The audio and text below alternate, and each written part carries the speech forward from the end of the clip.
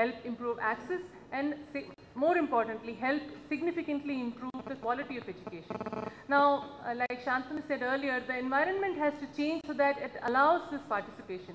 Not just in the core running of school sector, where a lot of things have to change for people to really be able to run the schools in the most effective manner that impacts the children, but also to allow a lot of these entrepreneurs to come and contribute in the building of the sector. Now, typically these entrepreneurs will find those routes and those ways by which they can, without having to come in contact with too many obstacles, just go and deliver. But by doing so, we actually are missing out, because the largest part of our children are sitting in the government schools and are in some way or fashion administered by the government machinery. So that needs to be able to embrace some of this entrepreneurial capability that the country has, and in which country has used washing machines to make lassi. Only India can do that, and I think our entrepreneurial capability, our street smartness has got no other comparison. So finding ways of involving that and getting that into the mainstream will really make a difference to this country, and I hope that this August audience will be able to deliberate on some of these matters and see how we can actually achieve some of these goals. Thank you. Thank you. Our next speaker is Mr. Manoj Chawla, who is part of the Everon group, which is again deeply into the education space from, I think, nursery to PhD, I think. So, your views on the scope and challenges in the education sector today. Sure. Thank you. I think as we progress, it's always difficult to speak after so many illustrious speakers, and I think more so who have been entrepreneurs themselves. I'm personally not an entrepreneur, but the work that I do at Everon is that of nurturing entrepreneurs to get into education. We call it the Edupreneur Initiative. Now, looking at what is the challenges which are there. In fact, before coming in, and I was thinking of a particular live incident which happened a couple of days ago. One of the chief executives was invited to an engineering college, a chemical engineer. It was a chemical engineering department, and the professor, out of sheer pride, took him around to all the labs and then asked the children to demonstrate how to extract a pesticide out of neem. Now that's a process which has been there for quite some time, and he was very proud to tell the chief executive, see, my students are able to extract 26% purity, a pesticide out of neem. He didn't know that that it was that same chief executive who has himself demonstrated that it's possible to take 99% purity. That leaves a very clear thought of saying, are the education institutes really progressing? And being able to inculcate and research what's happening. We spoke of research, we spoke of excellent faculty and quality. I think getting that into the education system, into the formal education system, is the biggest challenge which is there with all of us.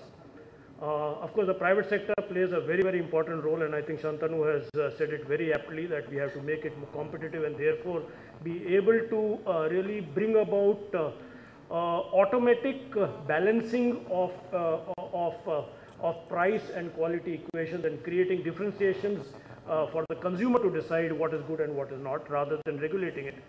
But I think as we go into education, we see various parts of education which really need to be touched.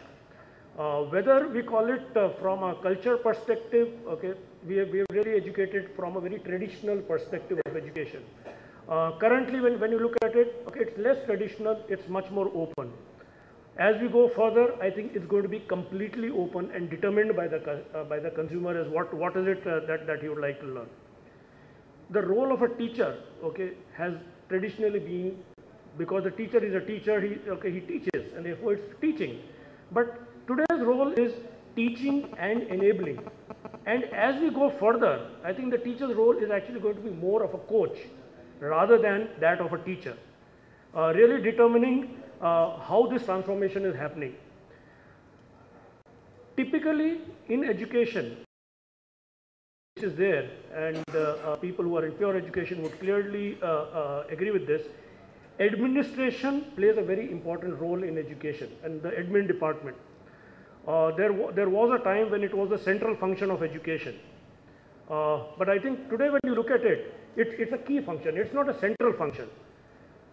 As we go further, it's going to be actually a support function and not the core function. And I think that's where the changes are really going to be occurring. People have been learning, going to colleges to learn. So wherever there's a college, people go there. Technology has been able to bring about access where the campus may not be the college. The college actually goes to the student. So therefore, there is a transformation which is occurring, and that's where the private sector possibly is playing the largest role of taking the content, if I don't say the college, taking the content to the learner rather than the learner to the content. And again, from a globalization perspective, many years ago there was nothing called as globalization. Today, yes, I think there are interactions which are happening. There are many people looking at it as twinning programs between Indian education institutions and maybe somewhere across. But I think as it's going to be globally interactive, and there's going to be a lot of multicultural education, which is really going to open up how education needs to be done. I think these are some of the thoughts I would leave, and we do play some role in this, and maybe I can learn from the others on the dais to see what are the directions it will take. Thank you, Manoj. That was very, very interesting. And our next speaker is from VIT, Dr. G. Vishwanathan, who is a founder and chancellor. And we would love to have a view on this participation of the private sector, challenges, restrictions, regulations, and opportunities. I really thank the organizers for having given this opportunity to me to place before you certain facts which the country should know. All of us were talking about expansion of higher education and participation of the private sector. This can be divided into three broad categories, three broad points.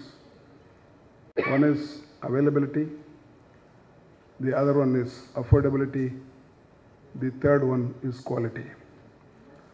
As far as availability is concerned, we hope to go a long way to reach even the bottom of the world average, which is 23%. There is a need for expansion. That's why the National Knowledge Commission under Dr. Sam Pitroda suggested 4 years ago that we must have 1,500 new universities in India. Even that number is very moderate. With 1/4 of population of India, US has 3,500 universities and more than 1,500 degree awarding colleges, institutions. So we want more universities. But we have colleges. We have 32,000 colleges in India. But all over the world, higher education is offered almost 100% in universities due to historical reasons. Only in India, Pakistan and Bangladesh, the affiliation system exists, and only 10% of higher education is offered in universities and 90% is offered in colleges. What is the difference? We lag behind as a country in research, publications and patents because we don't have enough universities. And even those universities, whether central, state or private, we don't spend enough money on research activities. So there is a need for more universities, and it should be both expansion of the present universities and allowing more private universities into existence. Otherwise, we may not be able to satisfy the hungry students. More than 10 crores of students, 100 million students are waiting in the queue to be admitted into colleges and universities. They have no place. The finest example is Delhi itself. A student with 95% of marks is unable to get admission in commerce or economics, which will not be available anywhere in the world. Why it is happening? In the last 2-3 years, expansion of education in higher education has come to a grinding halt.